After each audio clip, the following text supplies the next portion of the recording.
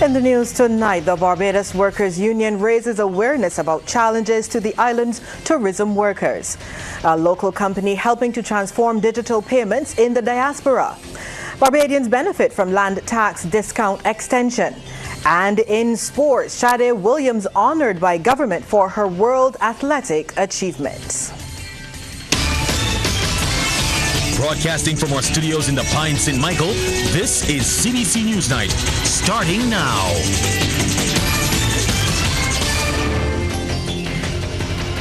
Very good evening to you. I'm Lisa Broom. Thank you so much for joining us. In our top story tonight, the Barbados Bar Association is calling for a commission of inquiry or an independent investigation into the discovery of a cell phone in the room of a police station where an attorney had been meeting with a client. The association made the appeal during a press conference following the conclusion of an investigation by police into the February 4th incident. A letter from the Office of the Police Commissioner last month indicated the investigation had not established any breaches in the protocol of clients' rights or attorney-client consultation privileges. Convener of the Bar Association's Criminal Law Committee, Marty Garnes, however, suggests the matter is of public importance and requires further action. We from the Bar Association, in particular the Criminal Law Committee, we are asking at this point that a commission of inquiry be conducted in this matter, because the mere fact that the presence of a phone that has 3 pieces of duct tape on it, that in of itself has breached client-attorney privilege, because there could only be 2 reasons why that is there. Either one, you are either calling that phone before the attorney comes in and listening in, or 2, it is being used to record. The Bar Association has also taken issue with the investigation's conclusion the phone was unserviceable. I find that quite odd and quite strange, because I know for a fact when they have murder investigations, they take the phone, they get a warrant, go to Digicel or Flow, and they ask to see where the phone was, who phone it, in terms of looking at the same number on the inside the phone, to see who it was purchased by, if it was registered to this particular SIM card, if there were any calls that were made from that particular phone. Nothing of the sort was revealed in the letter that we have here. So the question now becomes whether or not a proper investigation would have been carried out in this case. Well, the attorney at the center of the incident has suggested it would be virtually impossible for any civilian, including lawyers and suspects, to have placed the phone in the room without being seen. According to Faith Graves, the room in question has about 20 feet of transparent glass on either side of it, with corridors running adjacent to the glass. She's encouraged the public to consider who would have the opportunity and the time to affix the phone under the desk. Attorneys are not allowed, and I have to say that emphatically, to carry cellular phones inside of a station when you are going to consult with a client. The procedure is when you get to a station, you announce your presence, you say or you state who you intend to interview at the station, and a police escorts you to the said room and stands outside of the room for the entire duration of that interview. When that interview has ended, you are also escorted back to the front of the station, where you will obviously take your leave. Ms. Graves says they're currently exploring all legal options with respect to the incident. Her client's matter is still before the court. The Barbados Workers Union has been bringing tourism workers' issues to the fore as part of its Founders' Day activities. Union officials visited a number of hotels today to reinforce the message the BWU stands with the workers. Crystal Hoyt tells us there were a few hiccups. A day meant to highlight the union's efforts in fighting for workers' rights across the country did not go as planned. The celebrations, which began early this morning to commemorate Founders' Day, started on the West Coast, with the BWU team hitting the road along the hotel belt, chatting with workers and bringing their issues to the fore. But General Secretary Senator Tony Moore shared that midway through the tour, the buses were pulled. We were on a Bajan bus, and the messages that we were sending out started really taking root. Things like modern-day slavery will not be tolerated, service charges for workers, these kinds of things. Y'all members in media would not believe what happened. They pull our tour, but I want you to look around at these faces, the committed members of the Barbados Workers Union, our executive council and staff, and you applaud yourselves, who although the buses were pulled, hopped in their vehicles, and we have determined that we are going to bring the message to the South Coast in the same way that we took it to the West Coast. And the message was clear: do right by the workers in the tourism sector. Workers in the tourism sector continue to contribute majorly to our GDP. They continue to be the ones who make Barbados keep its head above water in many respects. Now, we have been concerned that the workers in the industry are being undermined, having to work in conditions where they're employed on the short-term contracts. There are the ones who are having their off days, staunch off days being denied. They're the ones who are having benefits such as meals repealed. The workers are in some properties not getting the service charge. She says the agreement between the BHTA and the union, which has been in existence for years, is now under threat. Why? Because many members of the BHTA find it fit to opt out of the BHTA agreement with the Barbados Workers Union, but they continue to opt in when government is granting concessions and everything else. With the start of the winter season in a matter of weeks, the union leader remains hopeful for a good season, but stresses hoteliers must play their part. Do right by the people who have been doing right, not only for you, but for this entire country. This country needs tourism to do well. But what good is it that the sector is doing well, but your cousin, your brother, your sister, your neighbor, your friend, your aunt, your uncle who works in the sector are not benefiting from it? It can't work. When CBC News contacted Bajan bus operators, Divisional Manager of Attractions Barbados Joseph Inks said Barbadians living in the diaspora have a new tool through which they can pay bills back home. It comes as local company ShPay rolls out several new features. Sharika Griffith reports. Traditionally, users had to have a local bank account to register for ShPay online. But the development of new digital technologies continues to provide new ways of doing business, and local company ShPay is staying in touch with the trends. Now you can do so with any Visa or MasterCard debit or credit card. This makes it easy for persons in the diaspora to pay for services delivered in Barbados or on behalf of their families here at home. Consequently, the enhanced online portal now means that Barbadians working abroad can assist family and friends with online payments, including utilities, tertiary education fees, land taxes, I mentioned before, just to name a few. ShPay Director Anthony Yearwood was speaking as the island's leading bill payments service provider launched its expanded portal. Other new features include an option to receive an email reminder when bills are due and automatic receipts by email or text message for completed transactions.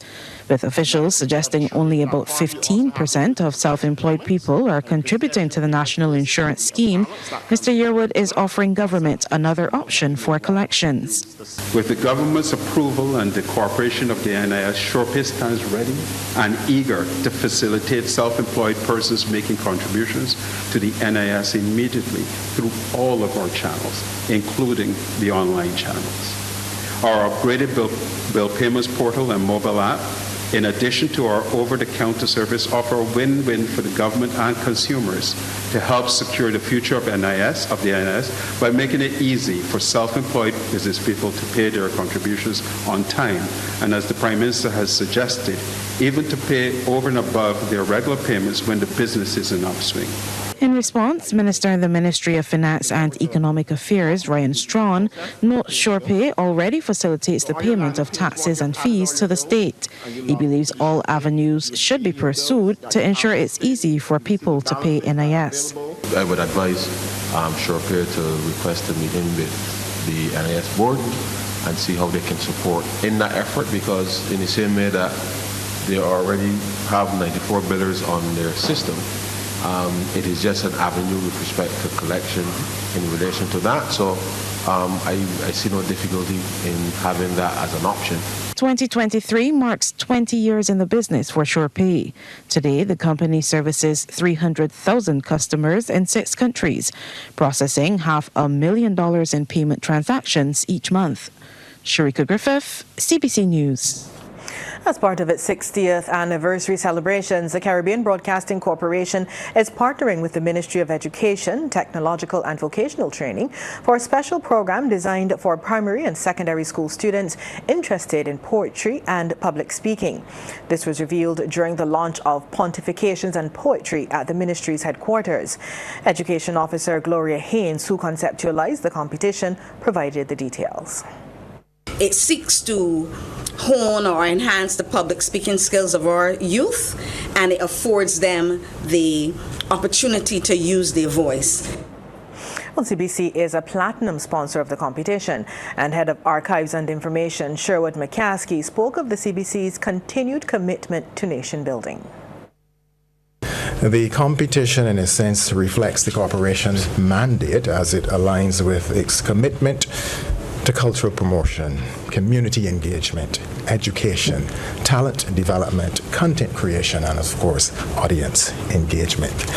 It demonstrates CBC's dedication to fostering creativity, supporting local talent, and enriching the cultural and educational landscape of our viewership. CBC is honored to be associated with any program that empowers our children to become not just learners, but thinkers, not just students, but poets, not just dreamers, but visionaries who can shape the world with their words. Station manager of Starcom Network, Anthony Green, pledged the station's commitment to the ministry's effort. Encouraging our children to express themselves confidently, teaching them to be articulate, impartial, while respecting other views, and to exchange ideas, knowing that they will be heard and can participate in any conversation, is healthy for a thriving democracy. The Insurance Corporation of Barbados and the Barbados Public Workers Cooperative Credit Union are 2 major sponsors of that competition. We're comfortable that aligns with us and our educational mandate in terms of what we are going to do in the future. We believe that together we can achieve tremendous success in raising levels of reading, spelling, and verbal communications. With synergies like these and programs that are being offered by the ministry, the time and effort that we apply to this demographic is a true investment for the credit union, an investment in our future, but also an investment in their future. And details of the competition can be found on the ministry's website. Coming up on Newsnight, an update on Springer Memorial's High Performance Center. Stay with us. Barbadians now have more time to save some money when settling their 2023 to 2024 land tax bills. This as government approves an extension of the land tax discount deadlines. Senior Manager, Headquarter Services at the Barbados Revenue Authority, Carolyn Williams-Gale, provided further details. Property owners can visit any of the authority's payment centers or any ShPay location to get a 10% discount until October 16th, and for the 5% discount that goes down until November 13th.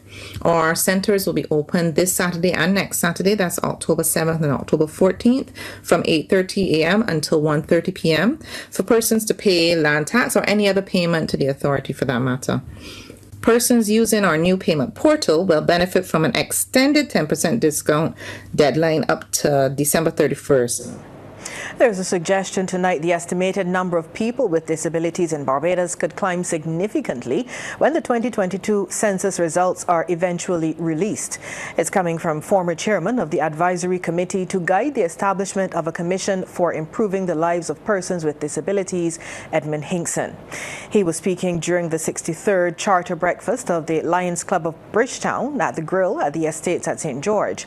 He said the last official numbers from the 2010 census revealed that 11,500 people were living with disabilities in Barbados at that time. But he estimates the newest figures may be double that number or more. We are awaiting the results of the census that we had last year, delayed because of COVID. Those results haven't come out. But I would bet my last breath that it is now much more than 11,500. In fact, Carrie Ann and I estimate it's probably close to 20,000, if not 20,000, which means about 15% of the population of Barbados as well. Because since 2010, we all know we've had chikungunya, we've had COVID. Those who have been lucky to survive those global health pandemics, many of them have been left with some form of disability. Mr. Hinkson, a lifelong disabilities advocate and member of the Lions Club, also used the opportunity to laud the club for its work in assisting people with disabilities over the years. And he's urged them to continue to give attention to such important issues going forward. He specifically commended the club for its election of President Megan Davis Vaughan, who is blind. Perhaps the first person with an ostensible disability to be president of a service organization in Barbados. But it isn't only good to stand on your laurels and to say we've made a blind person, a person with disabilities president, and rest with there. You have a lot of work to do in Barbados on disability still. The Springer Memorial School is hoping to have its High Performance Center completed in time for its 60th anniversary celebrations next year. This was disclosed by the school's physical education coordinator, Julie Phillips, during a service to mark the school's Founders Day. Sharika Griffith has those details. 1 year after breaking ground on its $200,000 high-performance center, which will feature a 5-lane 200-meter track, the Springer Memorial School is hoping to have it completed in the year ahead. PE coordinator Julie Phillips shared the news as the school celebrates its 59th anniversary since being founded. It's something when I came here over 22 years ago that we would have been discussing as a department, and to see it reach this far, we are indeed grateful. And it is our hope, it is our wish that when we celebrate our 60th year in 2024, that we can definitely say we have achieved our goal. A group of students from the class of 75 pooled their personal funds and presented a check to assist in this regard.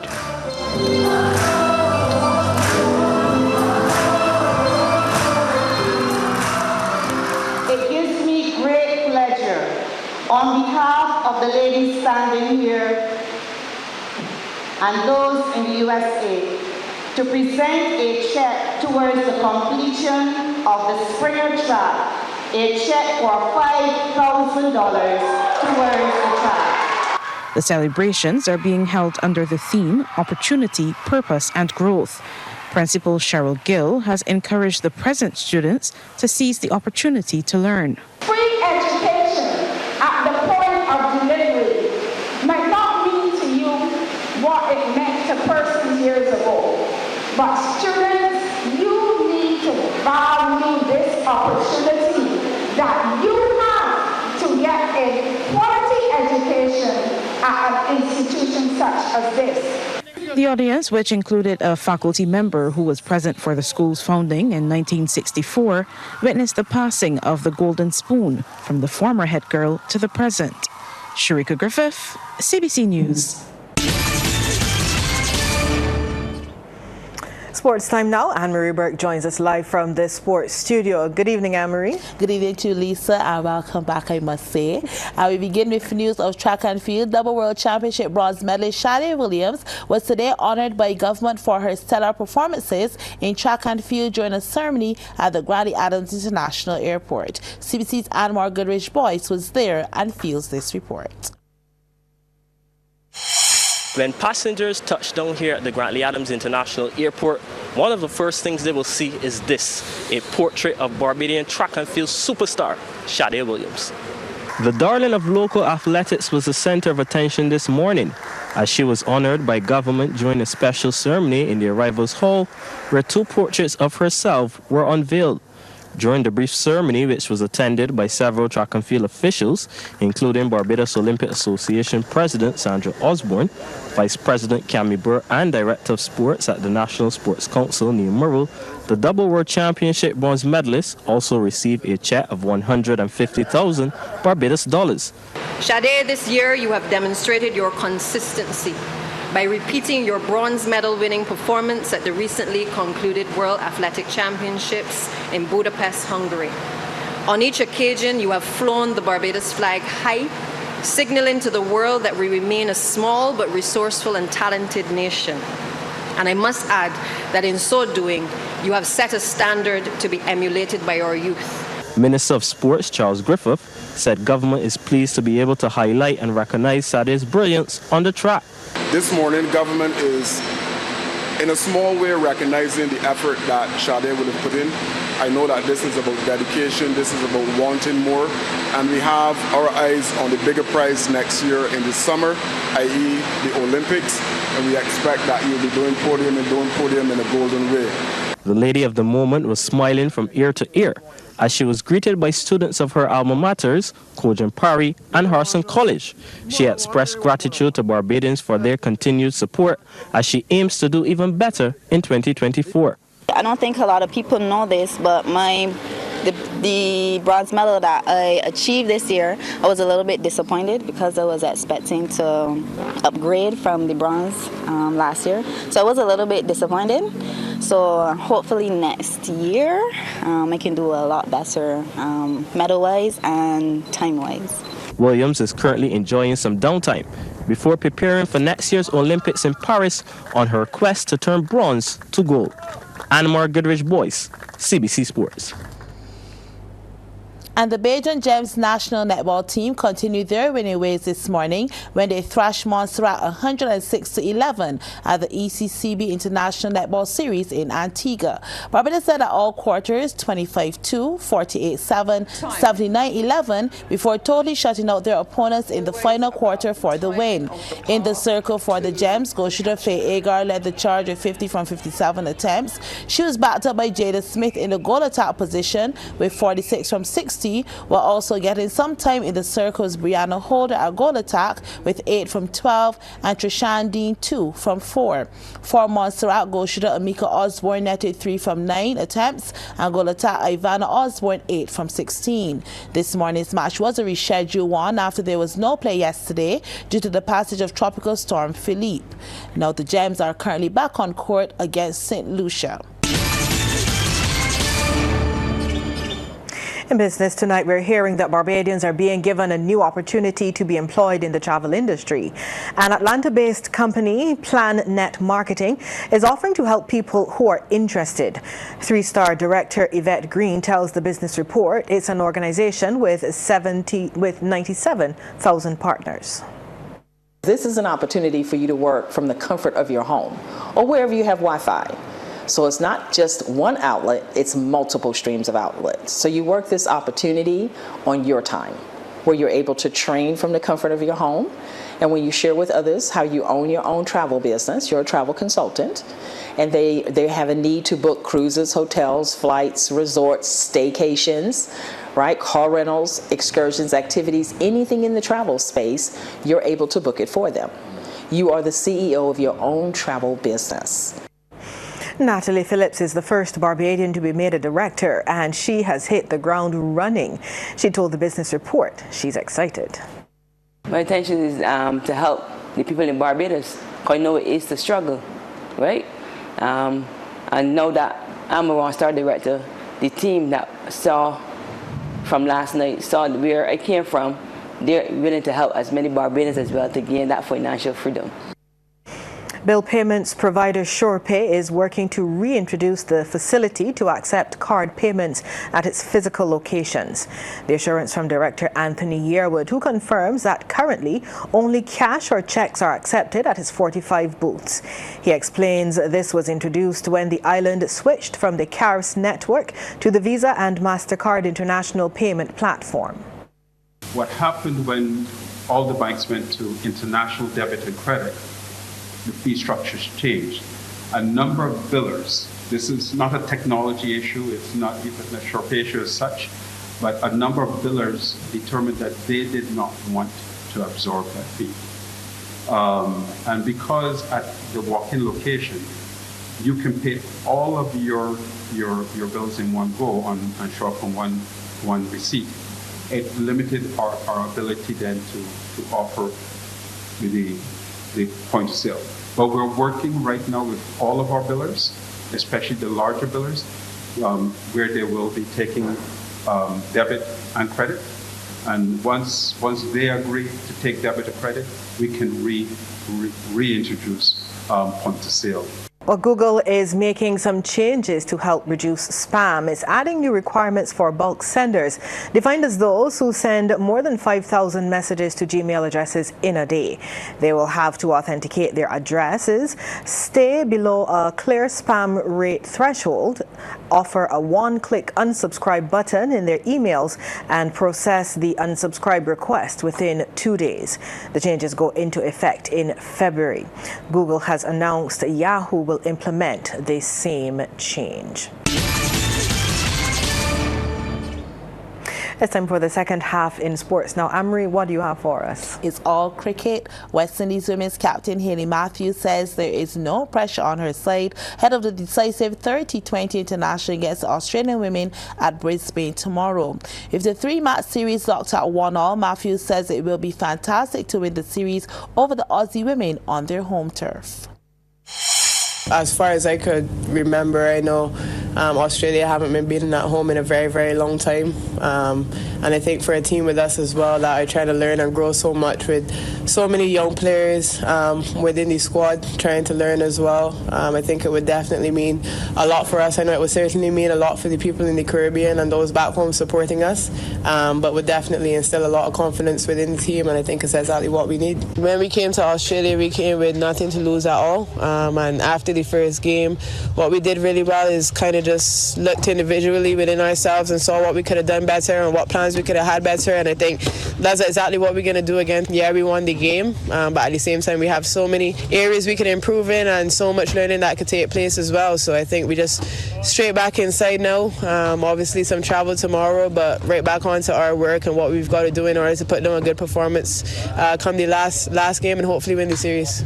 The third and final T20 is set for 4:05 a.m. Barbados time and can be seen live on MCTV's Sportsmax. 4 years on from last ICC 50 over World Cup final at Lord's, England and New Zealand will raise the curtain on the 2023 edition. For defending champions England, much focus has been on Ben Stokes, the man who guided them to victory in the 2019 final, as he is a doubt for their opener tomorrow because of a hip issue. Captain Joe Butler played it down today, but says England is unlikely to take a risk on Stokes at the start of a 7-week tournament. He's got a slight niggle. Now he's working hard with the physios, and we'll know more when the guys arrive for training today. I think that we'll make the right call here. Whether if he's not fit to play, he's not fit to play. If he is, then we can make that decision. But yeah, it's not a time to take big risks on someone at the start of the tournament. Nearer the end, maybe you do take more of a risk with people's injuries. But yeah, it's going to be a long tournament, so we'll see how the guys pull up here at training today and post-training, and then we can make our decisions. New Zealand have their own injury issues. Captain Kane Williamson is not yet fit after rupturing knee ligaments in March, and bowler Tim Southee is sidelined after surgery on a dislocated thumb.